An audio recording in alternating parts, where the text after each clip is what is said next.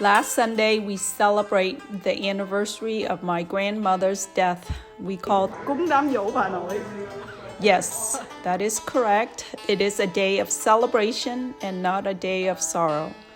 Death anniversary are among the most important dates of the year alongside the Vietnamese New Year celebration, Tết.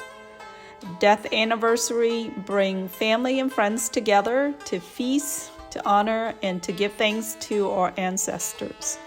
My parents have an altar in their living room with pictures of our grandparents.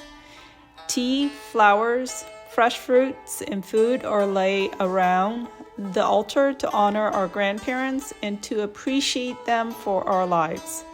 Each of us prepare a meal.